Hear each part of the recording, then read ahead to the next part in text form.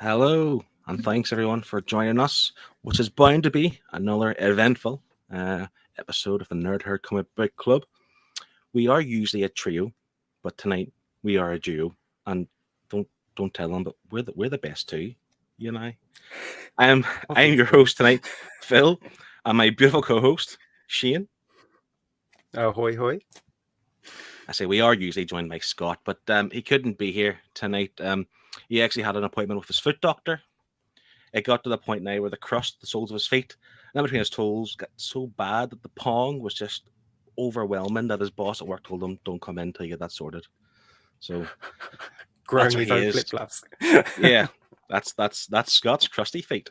But yeah, no, it's just us two tonight. But he has read the book, Scott, and he has given us his score and his thoughts. So we do have video clips off him. So if you're going to miss his face tonight, you will see him. Just you'll see more of me and Shane.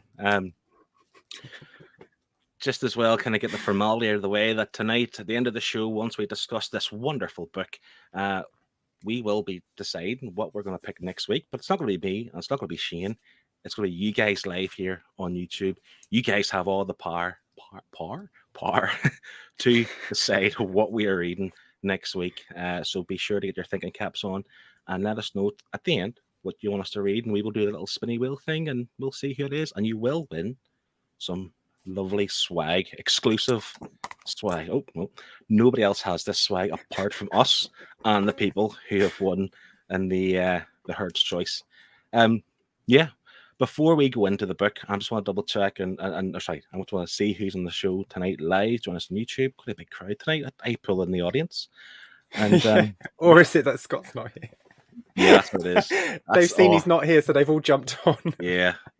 Well, just tell me he's not here any other week. He's not here next week either, so come. Uh, I had to claim first spot, guys. Sorry, that's me. I was first because I want to That's bragging cheating. rights. That's cheating. That doesn't count, Phil. You can't take first away from a real listener. I take whatever I want. Okay. Comics versus the Worlds. Have a great show, guys. Looking forward to hearing all your thoughts, but especially Shane's on the rewind tomorrow.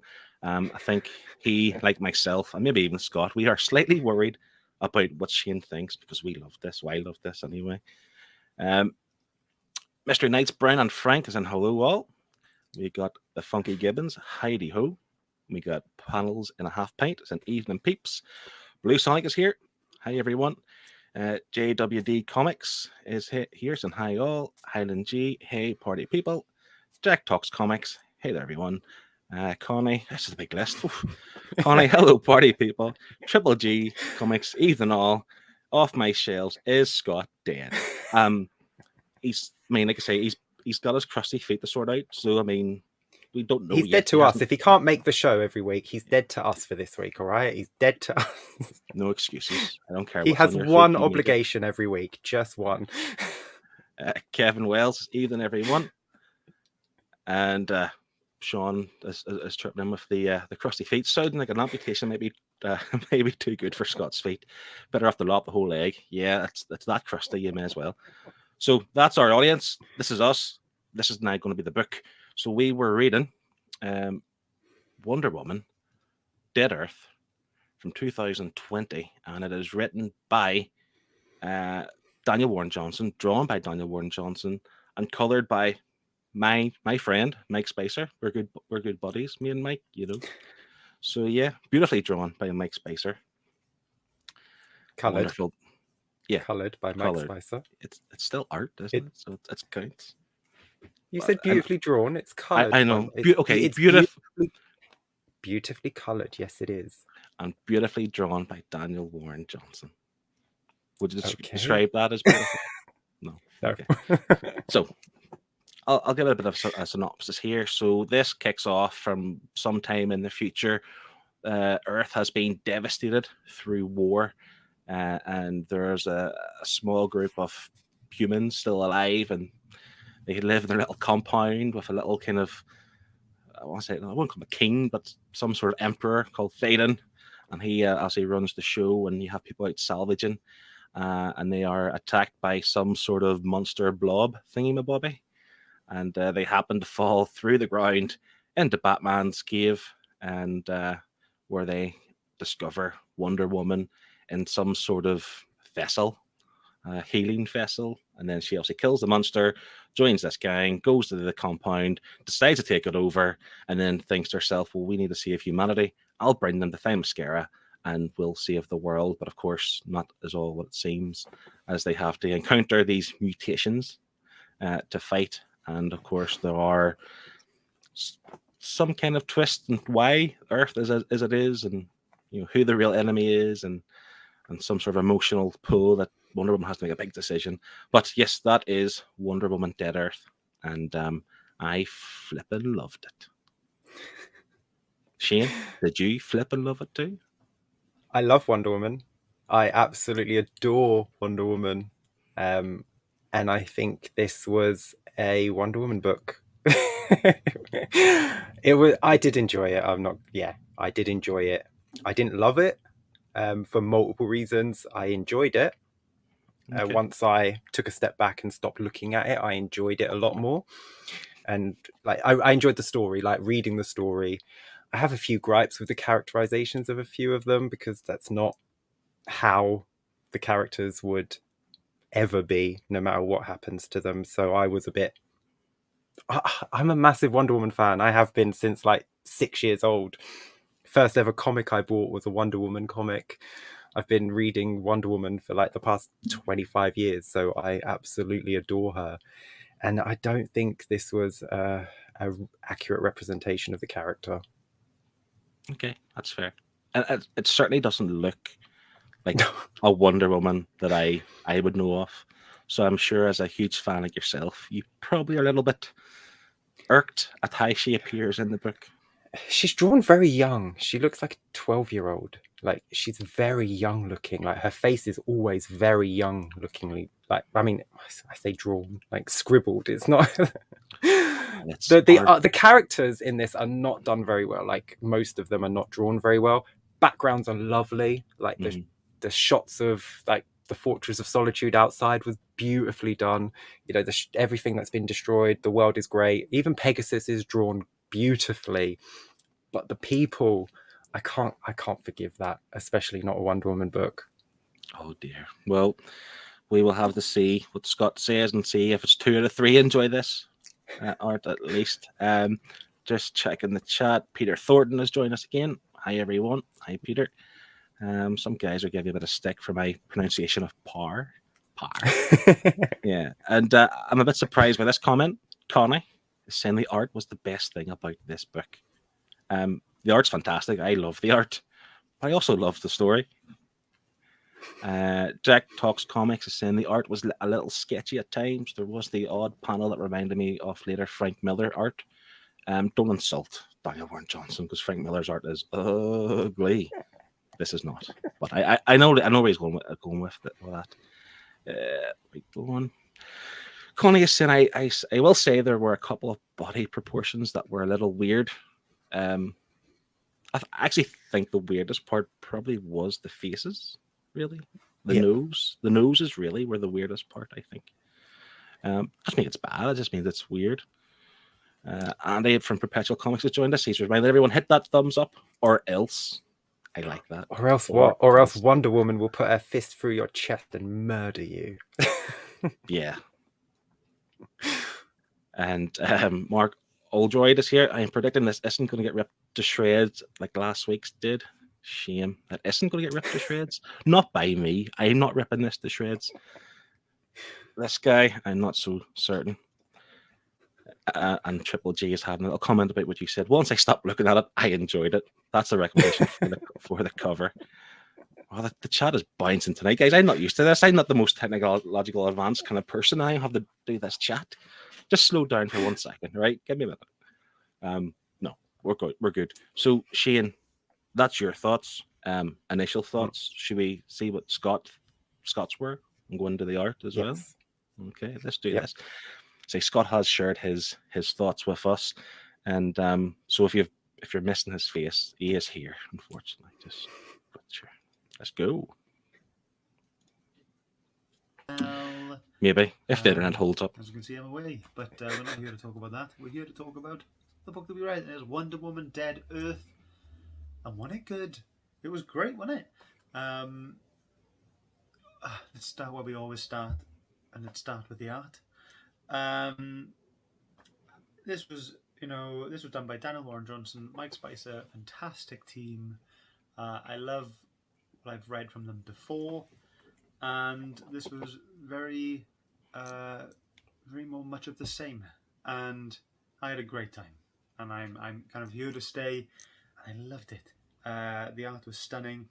I really enjoyed the amount of detail that we saw in the backgrounds. There wasn't detail in all of the backgrounds, but in all of the backgrounds that I did see, that they did have detail in, was great. I loved it.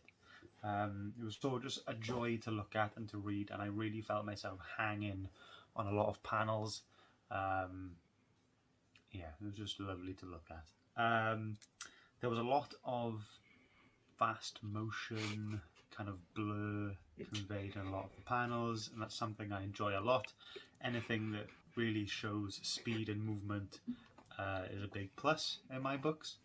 And I think that's enough plus points. I did have some down points really, and it was Phil, you'll be surprised, and I'm sorry. Faces. I mean, not a lot of them were very clean and very pretty. I don't know. I know it's like an apocalyptic kind of setting, and it's not supposed to be pretty. But some of the kind of grimaces and things were a bit too much. I think one that I'm thinking of in particular was when they were having the war when they're explaining the war. I think is it the last issue or the end of the third issue, and one of the Amazonians' faces just look proper screwed up, but there were lots of instances where I wasn't too keen on the faces. I loved the mutations, like what was it called? The Hydras. They were brilliant. I loved the designs of all of those. Very imaginative, very like mutated kind of thing. And when you learn why they are what they are and that they are the Amazons, then it just kind of upped it for me. Whilst Diana as well didn't really look like Diana, look like Wonder Woman, I didn't mind.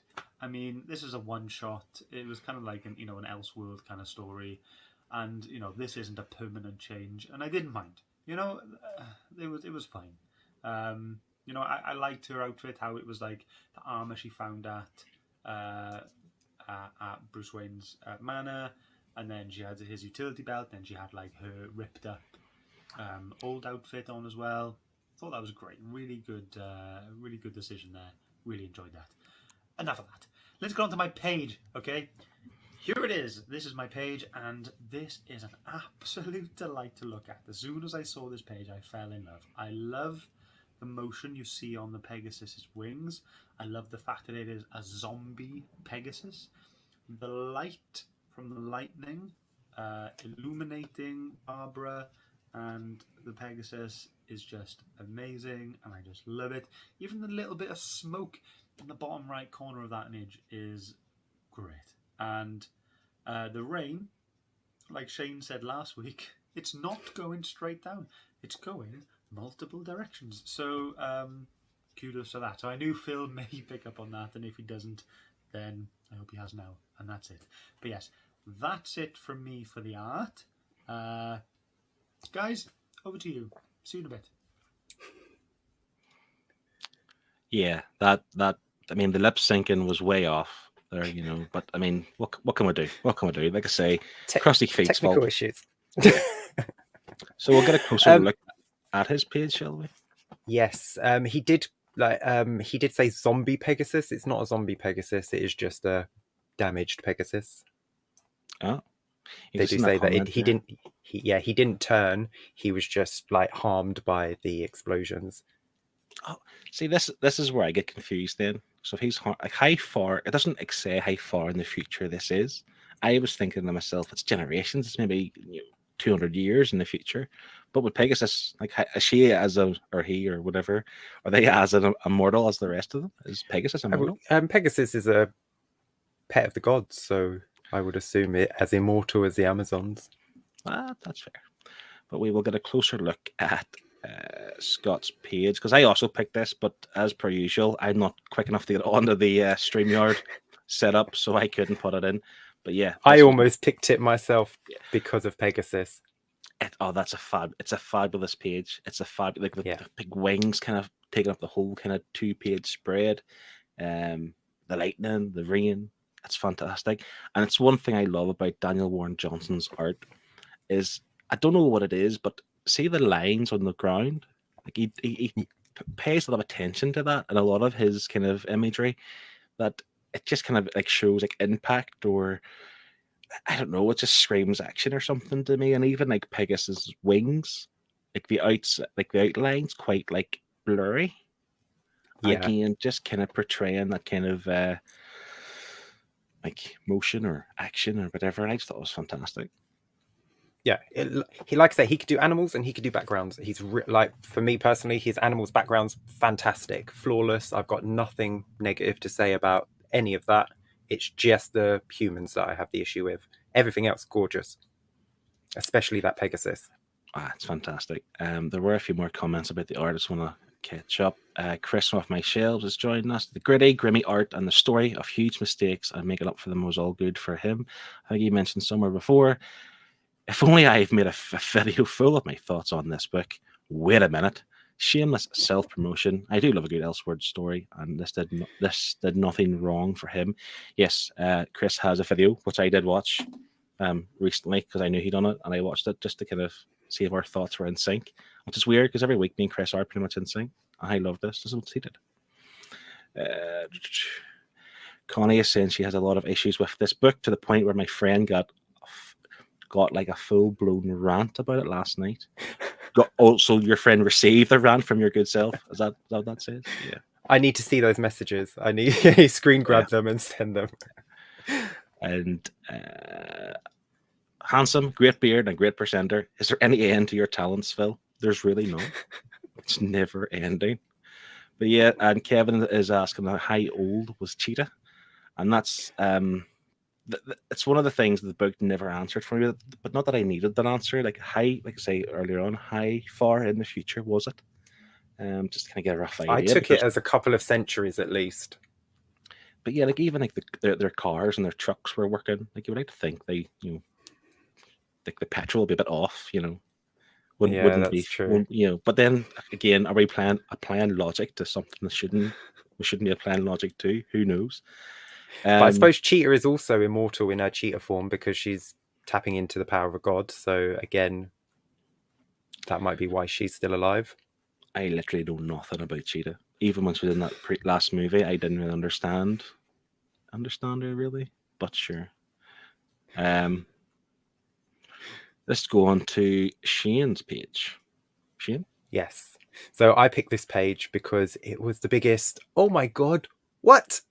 I didn't see it coming because I haven't read this before. So when you see Superman there, dead, and you're like, okay, what happened to him? Why is Superman dead? And the android Superman says, you killed him, Diana. And it's just this realization on her face. Like you can see it. That, like those eyes, that's a good panel. I don't know why that couldn't translate to the whole face in other panels, because that look of shock in her eyes, it's done really, really well.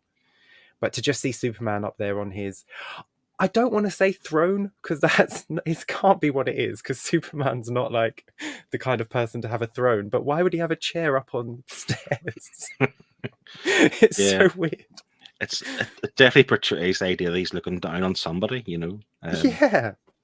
I don't like that for Superman. He would definitely not have a throne. Yeah, but I do like the big hole in his chest right through the S. Yes, I mean that's fantastic. And I don't know why I have this in my head. I wouldn't think Superman would decompose in the way he did. I don't know what to expect, to be fair, but I just didn't think he would look like more human. I thought he'd be different. Yeah, but he does have a brutal spine, which of course is used as a weapon later on in the story. So it must be fairly indestructible. My page, to be fair, I have 7. I'm hosting tonight. I'll do what I want. To be fair, like I say, the one Scott had picked was my initial pick, to be fair, and I try to find something that would emphasize what I liked about the art as well. And this is one of them. So here we have one of those mutated animals. I'm not even sure if it was meant to be somebody, but whatever. And this is when Cyborg Superman, or whatever you call him, kind of made a bit of a save there and stopped, protected Wonder Woman from it. But then it's just the big chomp, and the way like he spells it out, like he's spelling out the action, which Oh yeah, that annoyed me so much what? throughout this book. Every single page had sound effect after sound effect, and you had when she's riding Pegasus and she tells him to dive, and as he goes down, you see the lightning bolt spells out dive, and I'm like, Yeah. Jesus Christ! I'm a grown up. I'm able to. I could see what's happening on the page. You don't have to spell out every little thing. I was so annoyed at all of the sound effects for literally everything on every page. I love Far that. too much. Like there was one, I can't remember who it was, but somebody tripped over like a rock and he reached the word And it trip. said exactly, that's too much. That's not That's and then in a Batman, comedy book like in I Hate Fairyland, that would be fine because that would be funny. You'd think that the sound effects would make those noises in Fairyland, but not in a book as serious and as dark as this. No. I loved it. Even when when Batman took a drink, he was dying. I'm not sure what he was actually drinking, but it's poison or something. I assumed it's like whiskey or a scotch or something. That's what I initially thought. I thought, well, is he trying to like do away with himself early because he just want to go through the pain of radiation poisoning? But anyway, he takes a sip and it just spells sip. I like that. Like I know I get it now what you're saying. If it's a dark, serious story, it's adding comedy effect. But I really liked it. I wanted more of it, to be It's honest. just too Batman 66 for me.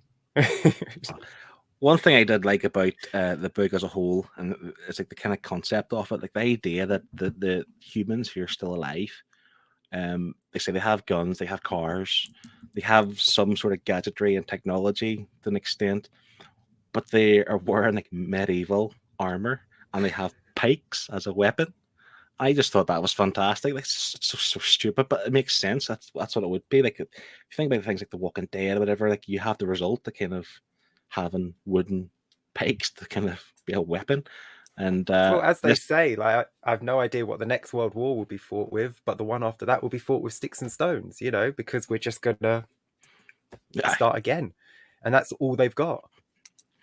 But this image, it shows you that they have pretty much everything, because you obviously they're firing like artillery rounds, they're firing bullets, they've got swords, they've got bows and arrows, they've got guns, they've got whatever, and they're wearing their like medieval kind of armor. This is the huge battle scene with the mutations, and I thought this was fantastic as well. Boom, and pow. Again, I think that's fantastic. Like I really, really enjoyed that. And I'm it's really too much on one don't. page though. It's one splash page and it says boom, pow, swoosh. What's that? Whoosh? Whoosh, It's like whoosh. It's too much, and then you've got all as well. It's too much for what? It's too much for one splash panel. I love it. I'm going to include one more page of my own, so sorry for hogging this, but I thought this was superb. Whenever she ripped out Superman's spine to use as a weapon, and she's just standing there holding the spine. It's brilliant, absolutely brilliant.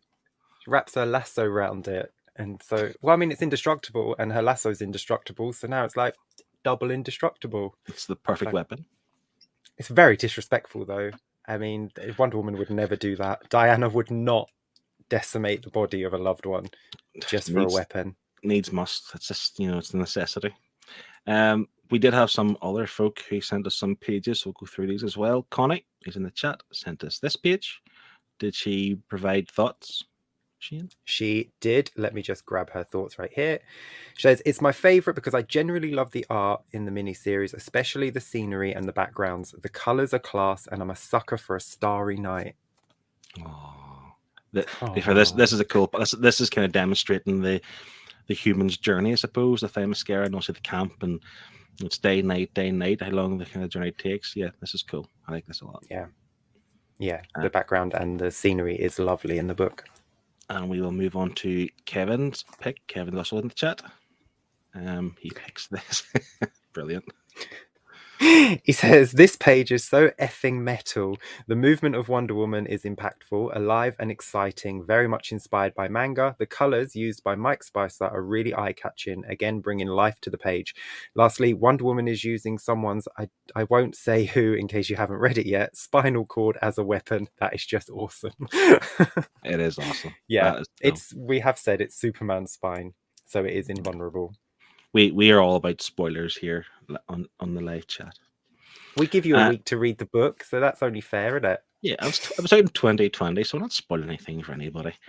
This is Sean, Panels and a Half Pint is his new name, I think, isn't it? This is his pick. And he says, picked because it shows the act of redeeming oneself for someone you've wronged. Which is, 100%. Is it Thaden or Thaden? How do you take it? Yeah, I said Thaden. I wasn't sure. I just couldn't be bothered to put it into Google and have read it back to me and tell me how it should sound. Yeah. We are returning to 18 comments, so I'm sorry if I do not get through these. Let me just say, oh my God. There's no one. Oh, look, here we go. There is Scott. Scott is here. Like I say, if he's taking a few minutes away from his foot pain, Scott, if you missed the start, we wish you well, buddy.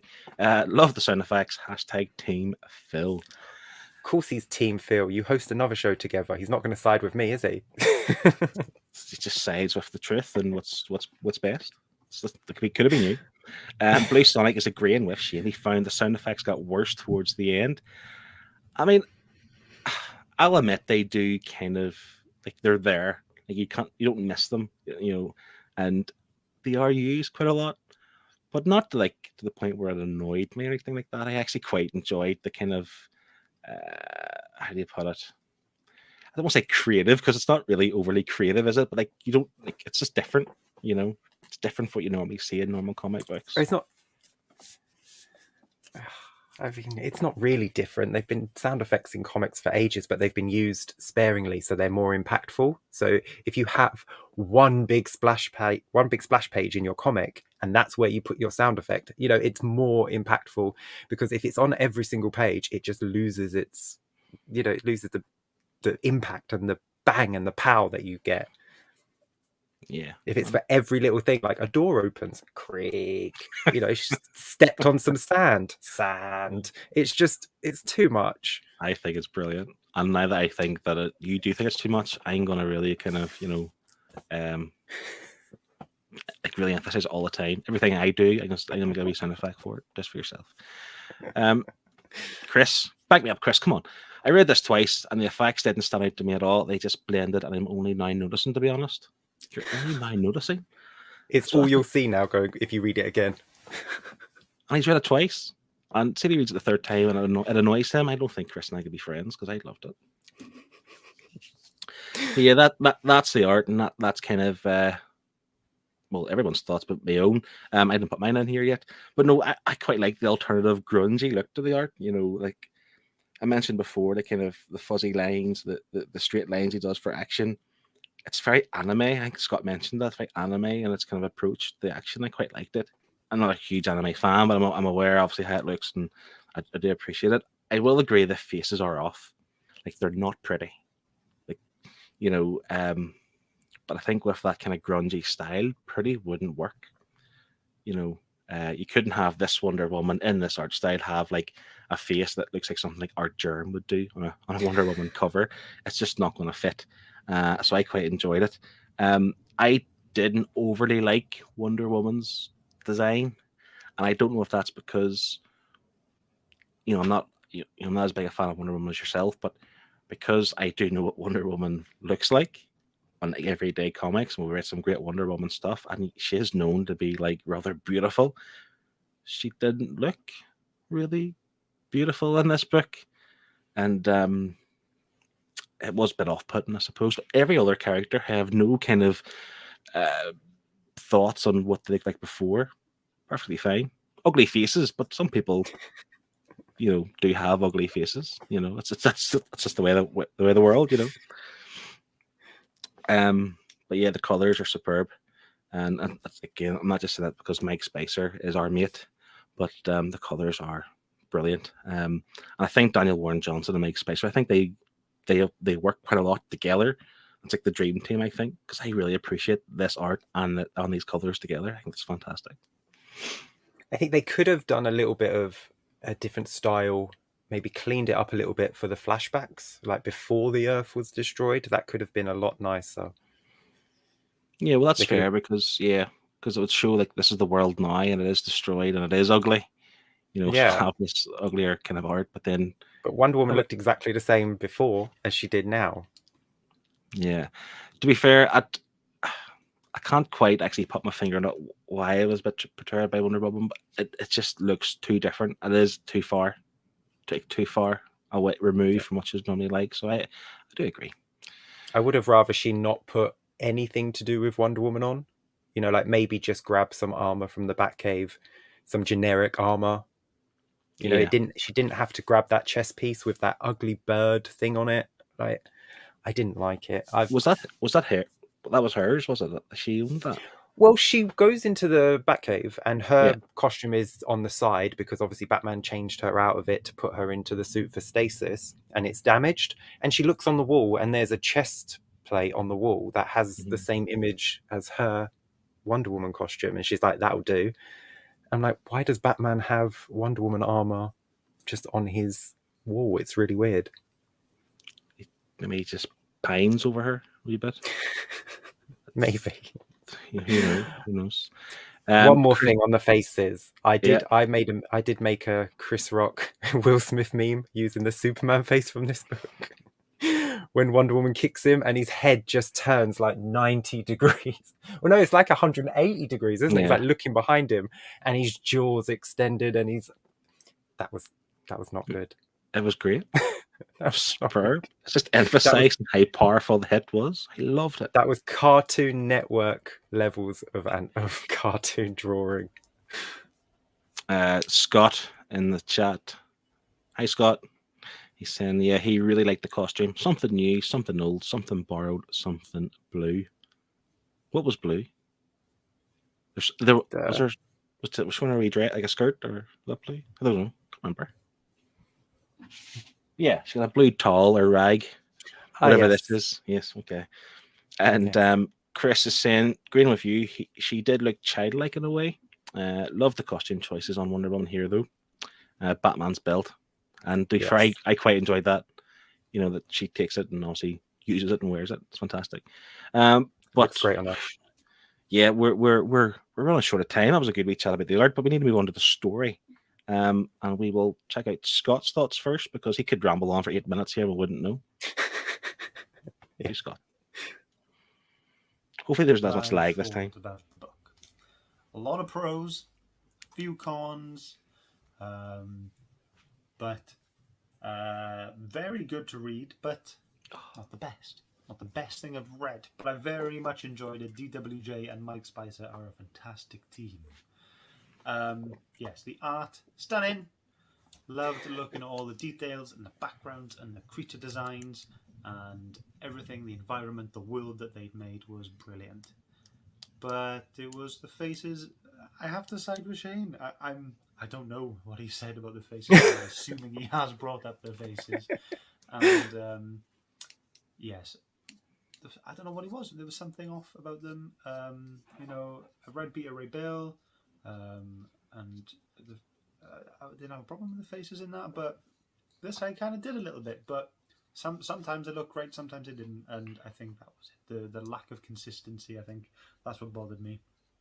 The story was really fun. Apart from the whole changing sides all the time, I pretty much enjoyed everything else. How she carried, the utility belt and her old outfit, and then Superman's skull and spine. And then seeing how overpowered she can be without her gauntlets, but then how at the end she wanted to kind of make things right by looking for a second gauntlet that she hasn't quite found yet. Really fun story. How all the Amazonians were turned into Hydras, and how Phil, I think I may have put the wrong videos up in order. My bad. Scott's just commented that's his verdict video. Oh, Listen, folks, this happens live. Technical issues. Yeah. They So weren't labelled, and I didn't watch them because I didn't want to spoil what Scott had said. So I literally just whizzed through the images, and in the last video he waved, so I assumed that was the last one. My bad. I take full responsibility for that. I'm no, sorry. Scott and his crusty feet. So we'll just talk now. Will we? We'll get Scott's thoughts in a minute. Yeah. The next video will be correct. I promise you that. Good, but then when we play that one again, it'll be shorter because we're not going to go back to the start of that. Yeah. So just kind of remember what he says. So, Shane, what do you think about the story? Really enjoyed the story on this.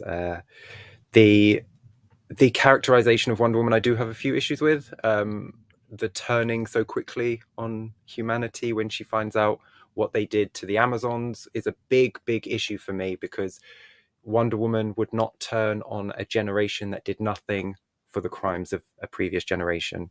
That's not what Wonder Woman would ever do. I get that they wanted her to be torn between the humans and the Amazons. I understand that, but I do think there would have been a better way to do that. Maybe had this group of humans do something for her to see with her own eyes, see how they treat each other, see how they treated, maybe some prisoners they had or something like that, to show that they hadn't even changed. The world's come to an end and humanity is exactly the same. But she just turns on them and just goes away. And the same with Hippolyta. Hippolyta at the start is talking about Themyscira being hidden from man and gods, and she's like denigrating the gods, and that's not something Hippolyta would ever do. Like, the Amazons are 100% worshippers of the gods, all of them. And it's someone who knows a little bit about Wonder Woman writing a Wonder Woman book. They don't know as much as they maybe should to But do that. It is Elseworlds, so it's like they don't have to take everything into consideration, surely. I know, but the only Elseworldy thing about it is that, climate change is now is escalated and Hippolyta has had enough. So that's where your Elseworld story starts, because everything else up to that was the same. So there was no need to change anything.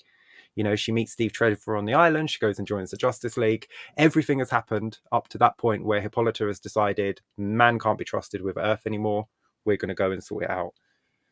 But before then, she's not a big fan of the gods. I'm going to try my best to defend, not defend, but to kind of give what I think about why she keeps switching sides or so easily. I mean, again, without knowing the time frame here, she could have been in that vessel for hundreds of years. She was awoken suddenly out of her sleep. You know what it's like, Shane, if you're having a deep sleep and someone wakes you up, you're a bit grumpy, you're a bit confused, but dazed and confused. She was weak, she didn't have her full power. She couldn't be thinking clearly, surely. So whenever she goes through this emotional thing where she finds that humanity are the reason why all the Amazons turn to these mutations, which I thought was a great line, by the way. Nuclear bombs could not kill us, but their bodies mutated with beasts of the earth. So like crickets and cockroaches or whatever it was in the ground, they mutated. And then she killed them. So she has that amount of guilt as well. She killed her sisters, her own people without realizing. And there's bound to be some sort of inner conflict there that kind of made her switch. Would you not say? Yes, but she made a promise, and Wonder Woman would not have broken that promise, even if just to go back to the humans to tell them, I'm no longer going to be leading you. She told them she was going to go back. So she would have gone back. But to just fly off with Cheetah, that was so out of character for Wonder Woman. I know it's an Elseworld story, but it's a little bit hard to believe. Yeah. No, I get it. I mean, I don't have huge amount of knowledge of Wonder Woman other than what we have read. And from what I sometimes hear when you go on a bit of a rant, I kind of take it from yourself. What did you think of the inclusion of like Superman and Batman? Because sometimes I think when you include them, it's almost cheap in a way to kind of like you need the full trinity to kind of make this kind of work. But they weren't like they played fairly pivotal roles in the story, but again they weren't like dominating or anything like that. It was a full on Wonder Woman story. It was all her. Like they didn't overshadow anything she done. Yeah, I did think they were done really well. I do have a question. How did Batman take her powers? I don't know. I have zero idea. And I mean, could have just why had is there Satana power? come in or something. But why is it in like an infinity gem? Is that something yeah, it's just, I don't know. I have no idea. I was hoping you would tell me that, to be fair. I mean, you could have just had one panel of him saying, "Thanks, Satana." You know, like just so, oh, Satana did it. You know, or John Constantine, or someone with magic. But he just has it like, what, did he stick a syringe in her chest and just suck out her powers? That's not how it works. This is what I was going to say, because in the panel where he's putting the gem in the box, or it looked like a gem, but when the girl D takes it out and pulls the lever, it's a syringe she sticks in her stomach. So yeah, you're right. Just unclear. It's just something that happened off panel. But again, I don't think you need to clear it up for an Elseworld story for me. I read the story as it is, look at it as it is, and accept it, because it's different, I suppose. So if Wonder Woman gets her powers from a syringe you could suck out easily enough again, that's what it is. But if you're going to have a MacGuffin in your story, you have to have a build up to your MacGuffin. You have to explain your MacGuffin and, how it's there and how it works. And a single panel with him on the phone going, "Satana, I need your help." Right before, when Wonder Woman's in the chamber, he just goes, "Wonder Woman, I need you. Satana, I need you in the cave now." That's all you would have had to have done. So then when you see that he's taken her powers out, your brain will go, he got Satana to do it with a spell. Yeah. It could have been rectified with one little bubble. That's it. One little speech bubble. See, I didn't notice this at the time, the whole syringe thing, but now that's brought to my attention. It might eat at me a little bit. Chris from Off My Shelves is saying, I think that's the point in a way, that this Wonder Woman is an alternative who messed up the world, and she's struggling and acting rashly. She only really becomes the Wonder Woman at the end. And because in his video, which I'll plug here again, he actually referred to it as a new origin of Wonder Woman from this point onwards, which I thought was pretty cool. Sean, surely the Wonder Woman is part human, and this part means she would be in constant conflict with her emotions in this book, and as a human is susceptible, don't give me big words, to being wrong on occasion. She's not human, not at all. She's made of clay. They've gone back to the George Perez and the original origin of Wonder Woman being made of clay and brought to life with a drop of every single god's blood. I didn't know that until you told me that came from clay. And I thought that was quite weird too, the idea of like taking blood from every god's palm, but she'd end up taking, was it Zeus? Like, is that a real thing, or is that part of the Elseworld story, that she was overpowered, has to wear these gauntlets because she has like the blood of Zeus within her? Is that? No, she does have powers beyond what you see, and when she does have her gauntlets taken off her, she sort of turns into berserker mode, and it's happened quite a few times. It does happen. Sometimes she has to take them off to defeat an even more powerful enemy. It was nice to see. It was nice to see her take them off and just go absolutely berserk on Superman. I mean, that fight was great. It destroyed the entire planet. It was awesome. That was superb. And again, with the kryptonite in her hands and just raining punches in, obviously through his chest as well. I thought it was fantastic. She didn't even need the kryptonite, though. She had him at that point. At that point, he was down. He was done. Would Wonder Woman, I've seen this book, but would Wonder Woman defeat Superman, do you think? Yes. She's done it many times. Oh, okay. Oh, why we comics? My name is Shane. We read Superman Sacrifice a while back, didn't we? I have a memory like a sieve, unfortunately. We mentioned him a few times. One thing it did kind of, I don't want to say annoy me, because it was a nice part of the story that kind of faded in his kind of turnaround, from being this kind of, I won't want to say evil, but a ruler who obviously rules through fear, maybe, or kind of, through cruelty, and he obviously becomes a bit of a savior towards the end. Obviously sacrifices himself, and I thought that was quite quick. Like, maybe he didn't need to have it. Maybe he just wanted to have that kind of savior moment type of thing, but it was too quick. He didn't really do anything in between to come good, really. No, but I thought his explanation was great. It's like, ever since I saw her, I just wanted to be better, and that's just what Wonder Woman does. She just makes you want to be a better person, and I thought that was really, really well written. I know it did seem rushed, but they had like run out of food at the point, so that it had been a while. It had been a few weeks since Wonder Woman had taken over, because he'd been in the prisons for a while. She kept him in the cells, finally let him out, and then they travelled to the lighthouse on their way to Themyscira. So time had passed for him to realise that he wants to be a better person. And when he was talking to, I can't remember her name, the young blonde girl, D. Why can I not remember that? It's one letter of the alphabet. It's also the fourth. It's like you've got far. A, B, C. You know, you get it. But yeah, he says to her, like, "I'm sorry. I will protect your sister. You know, I am sorry for what I did." She's like, "You made my life a hell, living hell." And he's like, "I know, and I'm sorry. I can't make it up to you, but I can be better." And it's like, that's really good writing for this character who was pretty much just like, throw them in the pits, let them fight to the death. I don't care. Mm-hmm. This is true. Just shows what Wonder Woman can bring out in you, and that's the Wonder Woman that I know and love. You know, she would rather talk to you than throw a punch.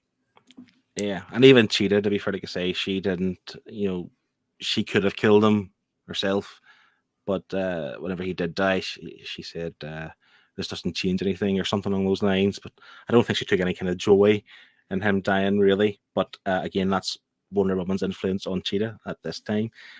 We'll go into Scott's video, because I'm aware we're approaching the end of the show, and we still have so much to do. We have to pick what we're reading next week and whatever else, and the chat's bouncing. I'm getting lost in the chat. So here's Scott again. Sorry for the lag. It does. That's London's internet for you. This is all coming from Shane's computer. So blame Landon. Story time. What did I think of the story? Straight away, I was hooked. Very intrigued. What caused the war that kind of destroyed the earth and caused the Great Fire, and to learn throughout the story that it was Diana. Like, I really hope I'm right with this, but what I read in this was the fires were caused by Diana battering Superman across the world.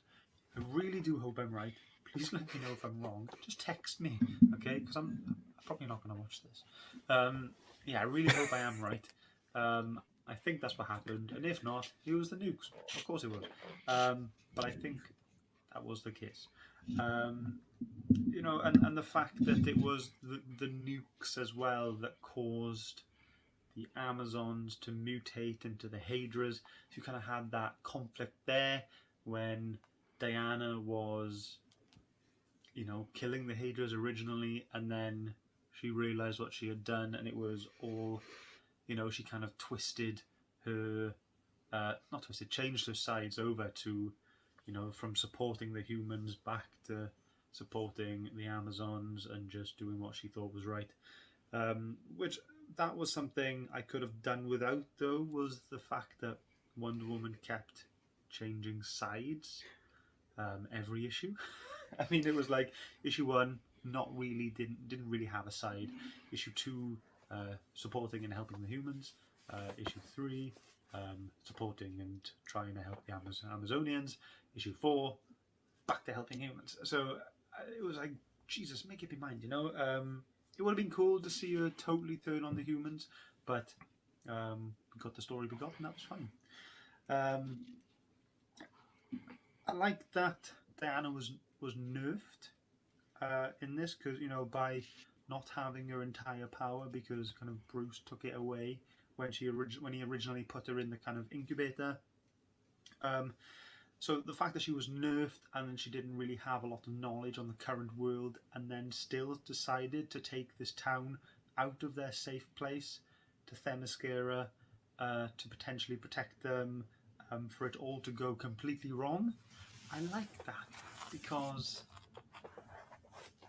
it went wrong. That's you know, like hero stories. You know, a lot of the times they go right, but this just kept. You know, she didn't prepare. She wasn't prepared. She had no knowledge of what was going on, and she just went full blown into this, and it didn't work out. And that was cool to read, and I enjoyed that. The way that the way that she killed Superman when she was unnerved. You know, when they had the flashback to her killing Superman, that was, you know, as savage as it was brilliant to look at. Was it the final one of the final panels where she's like got the kryptonite in her hands, punching like hell. For anyone who knows, I had massive All Might vibes from season 1, My Hero Academia. Really enjoyed that. Really cool. If you know what I'm talking about, let me know. You'll know. And then we had the robot Superman. He was kind of okay. I just saw him as kind of like a vehicle to move the story on, and um, and then they just kind of added him in the war in the end. You know, I think it was a good way to move things on, but there was loads of other ways to do it, and this was a cool way. This was a cool way, but I didn't really. I was just like, okay, cool. You know, this is a robot Superman, and that's fine. That was it.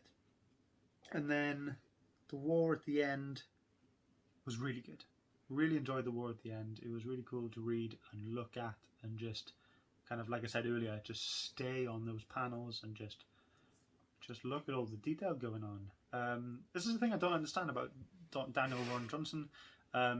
It's scratchy, but it's so detailed and so lovely to look at, and I'm just not quite sure what I love about it, but I just do. But yeah, I loved as well that Diana was using Superman's spine and skull around her whip to kind of help save the day.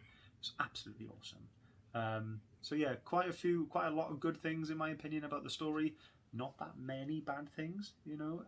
So for me, it's looking quite well. So I will see you in a bit for my final thoughts and scores. Bye. And that is Scott's thoughts on the story, pretty much regurgitating what we had already said. A lot of the stuff there too.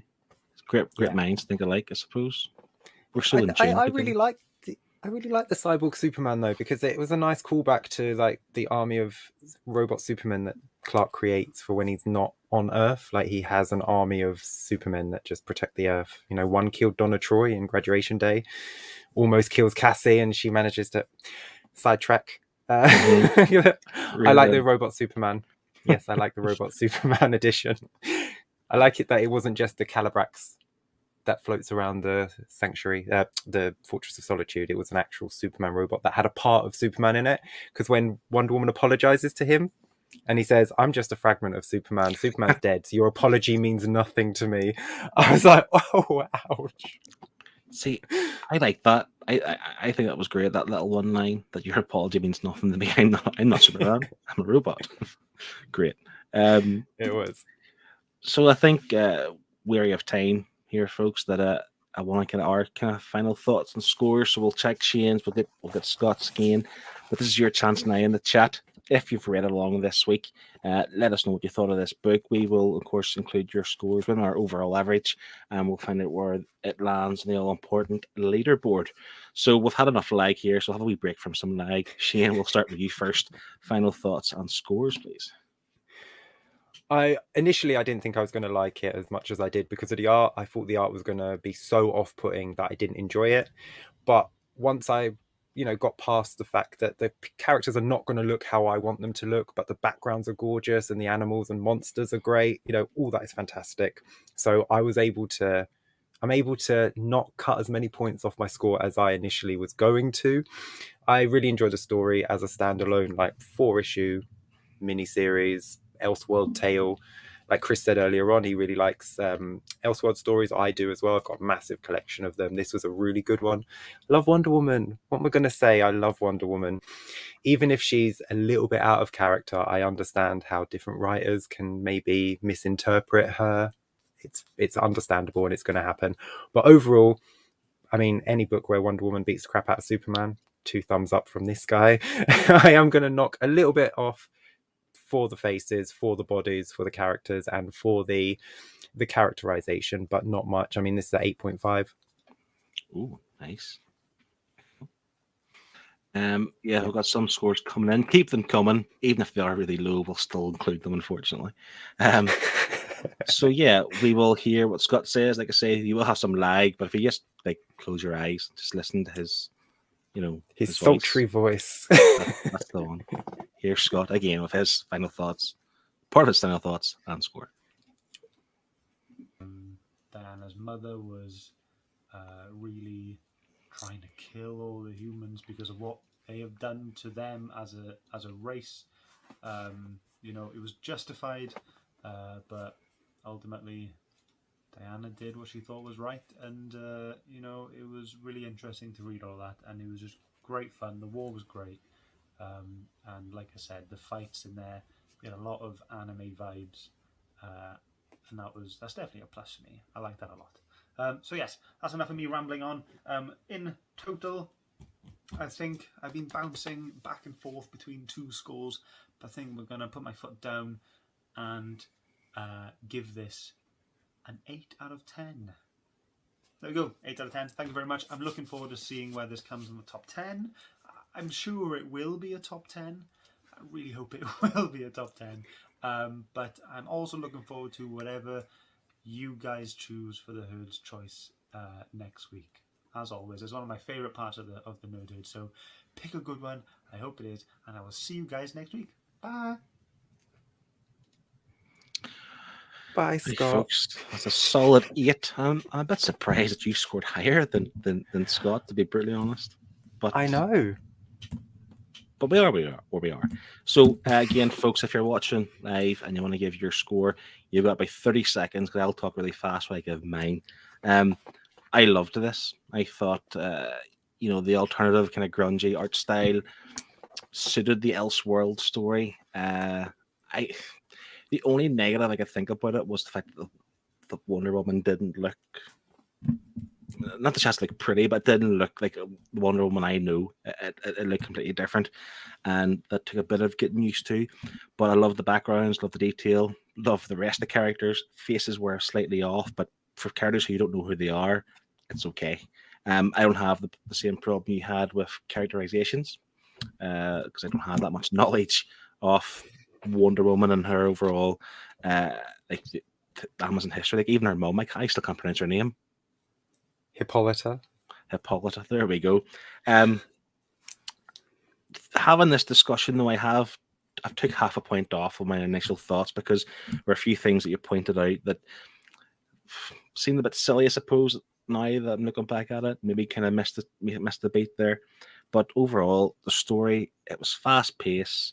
It was a great concept. I love the idea of medieval armory and pikes, but still have guns and trucks and whatever else, and the mutations. But this is comics. This is what comics is about. You just do what you want.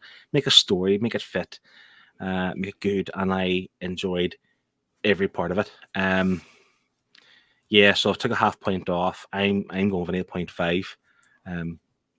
That's it. 8.5. I was going for a 9, but I think there's a few things that it makes me want to rethink it and go back and read it again to see if it would deserve the 9. I'm quite strict.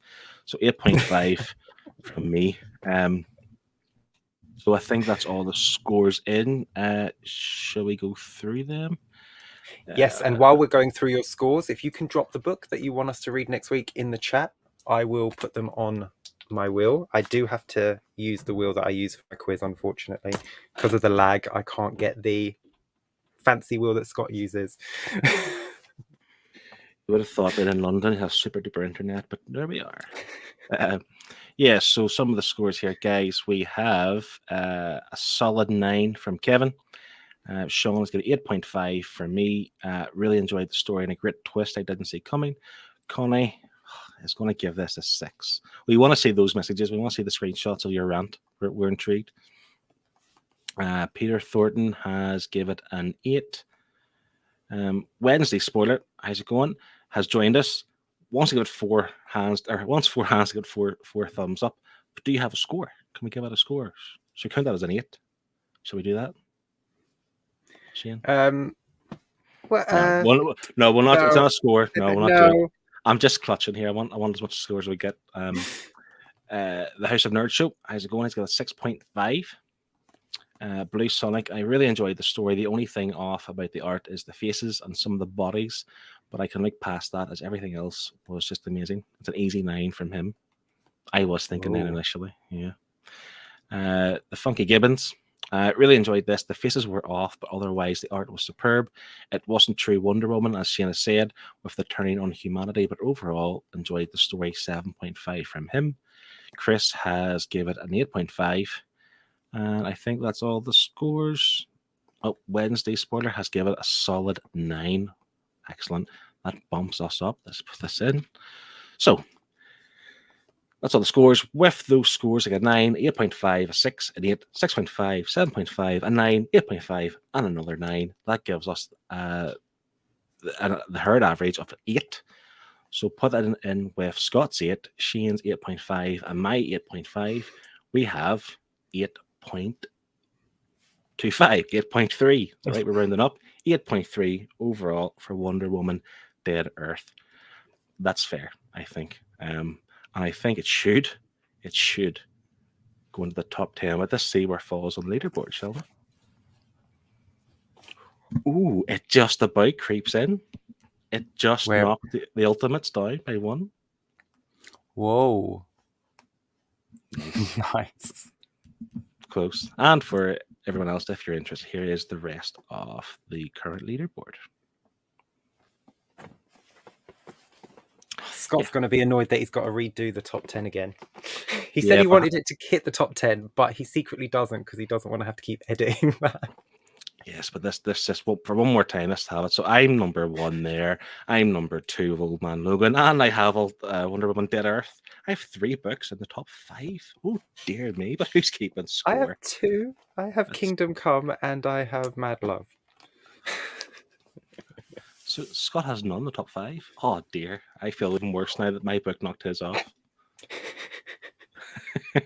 And Scott is already on it. He's changing it around. So. We have some books in. Do we have them all, Shane, for next week's read? Yep, I have 7 in. I'll just go through them, shall I? We have Sean has picked Shadecraft for next week. Jack Talks Comics has picked Batman Earth 1.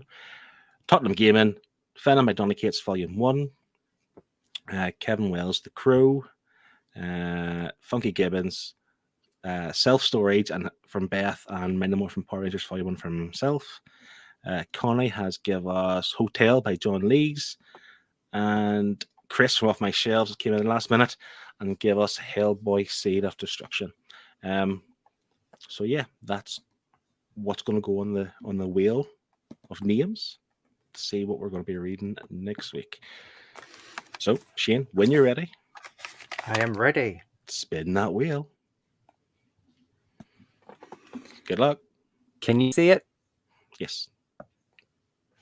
Tilt it slightly. Oh, we're frozen. Oh, it's Kevin Wells with The Crow. Kevin Wells, The Crow. Thanks a lot, Kevin. That is what we'll be reading for next week. I know nothing about The Crow. Is it a big volume? Is it going to be short enough for us to read? Let us know. But that is what we will be reading next week, all being well. And Kevin, you will, of course, be invited to appear on the show. And you will also win your swag. So if you drop your address over to @the Nerdherd Comic Book Club, we'll get it sent out to you this week. ASAP. So thanks very much for that. Thanks everyone who appeared in the chat, and thanks everyone who will be listening on the podcast. Hopefully Scott will be back soon enough, and his crusty feet are healed, and he can walk about as normal. But that's all for me. Does he see sound effects when he walks? Does it just go crunch, crackle, crunch, crackle? I can imagine nice Scott's feet crunching and crackling. But not anymore. He's had his appointment. It's clear. Just give it another 6 months and I'll build up again. Okay, folks. Thanks a lot. One last thing to do, of course, that is get your waves out. Bye-bye. Bye. Bye-bye. I'm trying to find it. Get on, mate. Bye, everyone. Love you.